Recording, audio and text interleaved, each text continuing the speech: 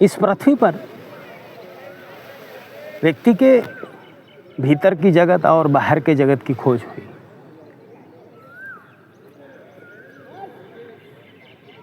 आज तक की जो विज्ञान की खोज है ब्रह्मांड के प्रति, वो करीब करीब 5% के भीतर की है।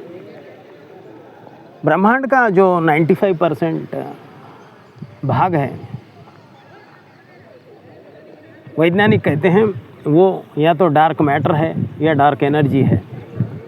यानी वैज्ञानिक कह रहे हैं कि वो हमारे जो इंद्रिय हैं व्यक्ति के, उनसे जानने के परे है, उनसे जाना नहीं जा सकता।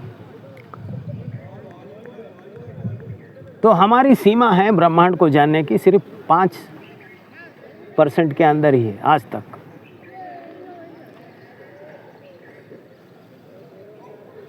फिर विज्ञान ने ये भी खोज लगाया कि ये जो पदार्थ है और जो हमारा शरीर है वो अणुओं से बना है, एटम से बना है। तो उन्होंने पदार्थ के एटम की खोज की।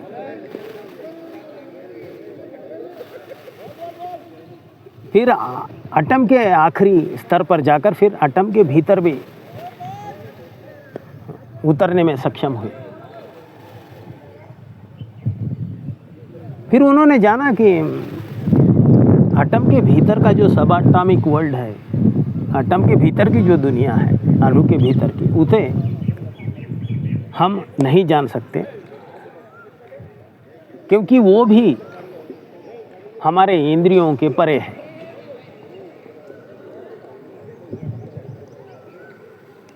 यहाँ एक विशेष बात है कि अणु के खोज में वैज्ञानिकों ने, जैसे कि हीजनबर्ग है और कई वैज्ञानिक, इन्होंने गीता के जो सूत्र है उसका भी उपयोग किया एटम बम की खोज में। इसका जिक्र करते हैं फिजिसिस्ट कापरा अपनी किताब अनकॉमन विजडम में। तो बाहर की जितना भी हमारी दुनिया है उसे हम सिर्फ 5% जानते हैं, 95% अज्ञात है।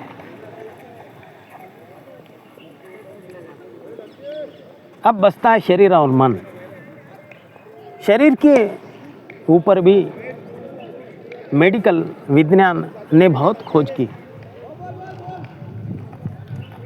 मेडिकल विज्ञान कहता है कि हमारे जो मुख्य तत्व है शरीर के वो है मन और शरीर, लेकिन वो साइकोसोमैटिक है। इसका मतलब दोनों एक ही है, सिर्फ आकार अलग है।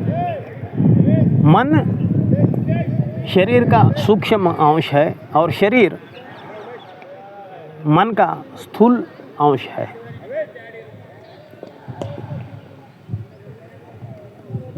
अब खोज हुई एक एक सेल से। बिलीफ ऑफ बायोलॉजी के वैज्ञानिक ब्रूस का मानना है कि जीवन पहले एक ही सेल से शुरू हुआ।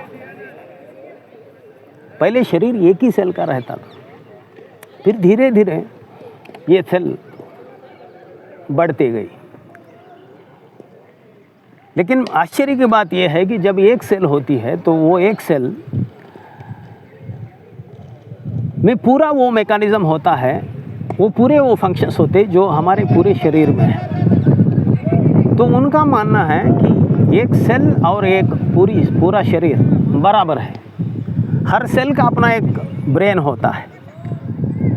तो जो जितना भी शरीर हमारा बना है वो सेल, हर सेल के एक ब्रेन से बना है। तो हमारा जो शरीर का जो ब्रेन है वो कलेक्टिव ब्रेन है, सभी सेल्स के ब्रेन का। हमारी जो सेल है, हमारा जो शरीर उस सेल से बना है, वो प्रथम उस सेल का जब जन्म हुआ तो वो सिर्फ अन्न के एक धागे से जीती है और वो सब काम करती है जो हमारा शरीर अभी पूरा शरीर कर रहा है, और अस्तित्व से सब कुछ लेकर उस अन्न के धागे के साथ वो इतना पूरा शरीर बनाती है। ये एक रहस्य है।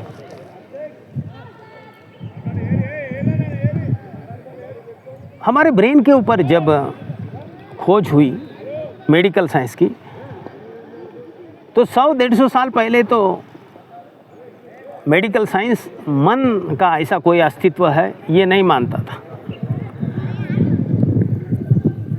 अब जो आधुनिक खोज हुई उसमें मेडिकल साइंस ये मानता है कि मन नाम की भी कोई चीज़ है। ब्रेन की जितनी भी खोज हुई उसमें ब्रेन किस तरह फंक्शन करता है ये तो वैज्ञानिकों ने जान लिया, लेकिन एक व्यक्ति के ब्रेन की संभावना क्या है ये आज तक विज्ञान को मालूम नहीं है। जितनी भी हमारी ब्रेन की खोज हुई उसमें वैज्ञानिक बढ़ चुके हैं।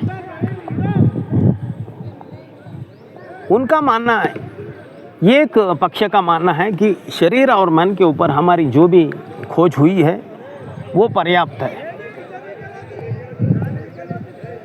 लेकिन दूसरा पक्ष ये कहता है कि हमारी जितनी भी विज्ञान की खोज हुई मन और शरीर की, वो पर्याप्त नहीं है, क्योंकि उनका ये मानना है कि हमारे शरीर में जितने भी अंग हैं वो दूसरे अंग क्या कर रहे हैं ये उन्हें पता नहीं है। अपना अंग खुद काम कर रहा है, दूसरे अंग के बारे में उसको कुछ पता नहीं है। दूसरी बात, वो खुद क्या कर रहा है उसका भी उसके पता नहीं है। जैसे 2 पाँव हैं, लेकिन एक पाँव को दूसरा पाँव क्या काम कर रहा है उसका पता नहीं है। दूसरी बात, उस पाँव को भी मालूम नहीं है कि वो क्या कर रहा है, वो देख नहीं सकता। तो एक माने में हमारे जितने भी अंग है शरीर के वो अंधे हैं, वो दूसरा अंग क्या काम कर रहा है ये नहीं देख सकते। लेकिन इन्हीं वैज्ञानिकों का मानना है कि हमारे शरीर में एक ऐसा अंग है जो खुद क्या कर रहा है वो भी देख सकता है, दूसरे अंग क्या काम कर रहे हैं वो भी देख सकता है, यानी उसे आंखें ही आंखें हैं। उस अंग का नाम है ब्रेन। तो इन न्यूरोसाइंटिस्ट का मानना है हमारे ब्रेन में एक ऐसा तत्व है जो ये देखता है कि हमारे शरीर के पूरे अंग क्या काम कर रहे हैं। तो उनका मानना है कि जितने भी विज्ञान की खोज हुई वो खोज में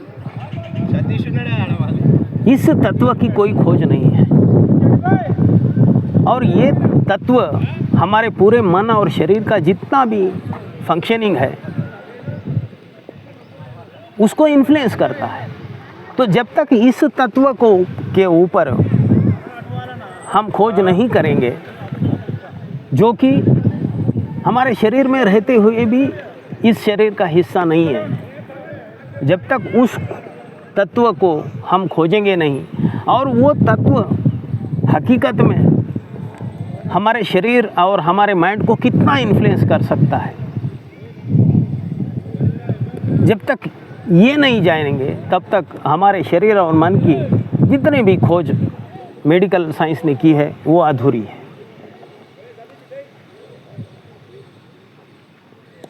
अब उनका जो तर्क है उसको हम इस तरह देख सकते हैं, जैसे कि हम कहते हैं कि ऑक्सीजन के साथ व्यक्ति जीता है, लेकिन ऑक्सीजन ही सब कुछ नहीं है। जैसे प्रकाश है, प्रकाश आकाश में है, लेकिन वो मैनिफेस्ट होता है सिर्फ ऑक्सीजन के प्रेजेंस में। उसी तरह व्यक्ति को अगर हम ऑक्सीजन देते रहें तो वो सिर्फ ऑक्सीजन के साथ जीवित नहीं रहता। आईसीयू में 24/7 व्यक्ति ऑक्सीजन पे ही रहता है, फिर भी मरता है। अब इससे ये साबित होता है कि इस शरीर में ऐसा एक तत्व है जो ऑक्सीजन के प्रेजेंस में ही शरीर में रहता है, लेकिन ऑक्सीजन नहीं है। ये तत्व क्या है, ये मेडिकल विज्ञान को अभी तक मालूम नहीं है। तो हमारी अगर खोज हम देखें मनुष्य की इस पृथ्वी पर, तो सभी प्रकार की खोज, बाहर की दुनिया की, भीतर की दुनिया की, सिर्फ 5% के दायरे में है। 95% जीवन क्या है ये हमें पता नहीं, ये अज्ञात है व्यक्ति के लिए। इसी अज्ञात का नाम है केशव या कृष्ण।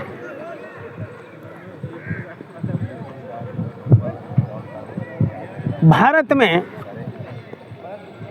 प्राचीन भारत में इस अज्ञात की खोज हुई ह्यूमन सेल में,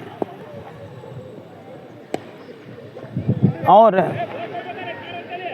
ह्यूमन सेल का जो अणु है उसके भीतर का जो सब एटॉमिक जगत है उसको उन्होंने जान लिया, और इस केशव नाम के तत्व को भी उन्होंने अनुभव किया। ये खोज सिर्फ भारतवर्ष में ही हुई।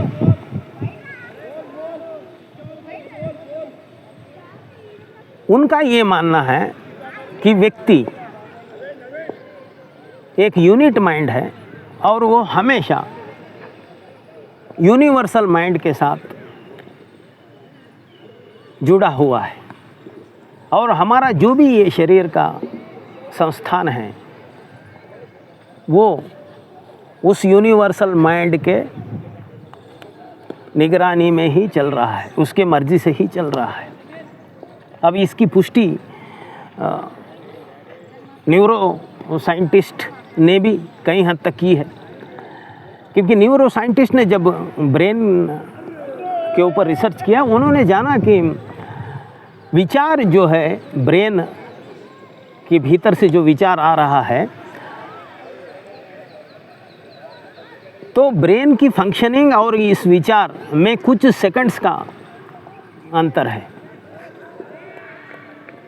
अगर विचार ब्रेन के भीतर से ही उठ रहा है तो फिर ये कुछ सेकंड्स का अंतर नहीं होना चाहिए। तो अब ये बहुत बड़ा सवाल है वैज्ञानिकों के सामने कि ये विचार का उगम स्थान क्या है, कहाँ से विचार ये आ रहा है। अब ये भारत की जो खोज हुई यूनिट माइंड और यूनिवर्सल माइंड के कनेक्टिविटी की, उसको सार्थकता देता है, उसको रिलेवेंसी देता है। ये यूनिट माइंड और यूनिवर्सल माइंड, इनका जो इंटरेक्शन है, उस इंटरेक्शन का नाम भगवत गीता है। आज इतना ही। नमस्कार।